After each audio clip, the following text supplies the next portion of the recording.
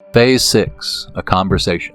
The next step of our journey, seek through prayer and meditation to improve conscious contact with God as you understand Him, praying only for knowledge of His will and the power to carry that out. There are a lot of different aspects to this phase, and when practiced properly, it has no ending. So let's break it down. Seek through prayer and meditation. Richard Rohr points out in his book Breathing Underwater that at the time these steps were first written, meditation was virtually unheard of in circles where prayer was involved, so it is important to note its inclusion here. We are seeking improved contact, and when taken as one, prayer and meditation form an amazing dynamic.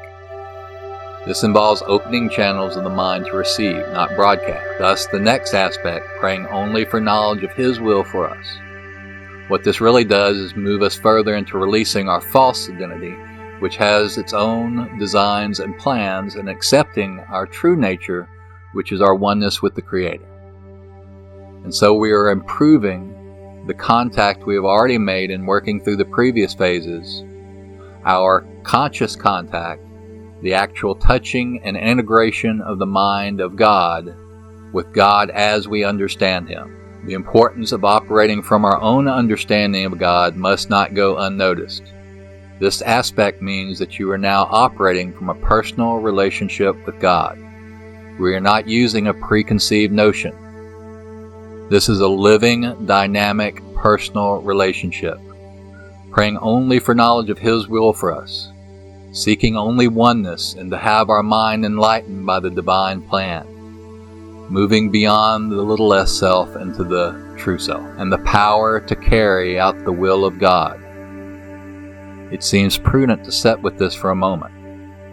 The power to carry the will of God, praying to become the instruments of God's will, God's agents. There are a multitude of meditational techniques available on the market. My introduction to the Observer was not by choice, but necessity. 3 hits of acid in my early 20s exposed my mind to a dimension of where I'm sitting right now, and I could not believe that all I knew was true. So I got to observe my mind as it broke and was put back together again. A liberating process. By far the most important aspect of meditation which I have encountered, and one which fits in with all other forms I have found, is conscious breathing. Mental focus on the breath. This type of meditation can be done anywhere at any time that we are conscious.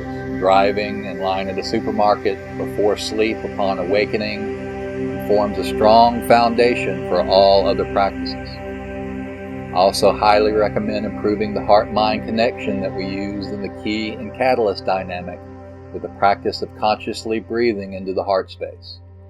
Researchers have discovered that the heart contains the same type of cells found in the brain, called neurites in the heart. Linking these two centers, the heart and the brain, is the key to holistic evolution. This can be done simply by bringing the focus of the mind into the heart, by breathing into that space and merging with the energies there. With practice, we can make our lives a state of prayer and meditation. This program gives us the action items to make this a reality. The last phase of our trek begins, having had a spiritual awakening as a result of these steps. This is passage 36 from the Lachlan Paul French Thomas-approved version of the Gospel according to Thomas. If you find that trying to govern your universe and life is exhausting, then let go. Listen on the inside to your divine intuition and obey it. How? Just do what seems the most appropriate thing to do in each moment, and do whatever feels peaceful. Remember, with inner quietness and confidence, you will always find strength. If you focus continuously on your all-loving, all-providing spiritual vibration within, you will stay in touch with bliss. If you permeate your awareness with the graceful power of I Am One, you will see divine grace manifest through your life by its guidance of you. Any unpleasant conditions manifested so far in your life will drop from you, since their existence lived only from your attention anyway. Your staring at painful circumstances only keeps them with you. Do not stare at your current negative situation. Go within yourself daily to feel your oneness with the divine being and obey God's leading from there. Let your heart-centered feelings regarding each moment of the day and each activity be your guide as to the appropriateness of your thoughts and deeds. If your heart remains peaceful before enduring an activity instead of anxious, then you do well. Trust that your life is actually being guided, and it will be. Practice friendship with the divine by listening to divine leadings. Acknowledge God in all your ways, so God will direct your paths in bliss. He shall keep him in perfect peace whose minds, thoughts, and imagination are stayed on him. Look within all day long as you look without, and your divine heart leading will direct your steps. Follow your feelings moment to moment, and let blissfulness be your guide. By doing this, your heart shall rest in peaceful oneness, and your mind shall be filled with lighted awareness. It is a continual dedication.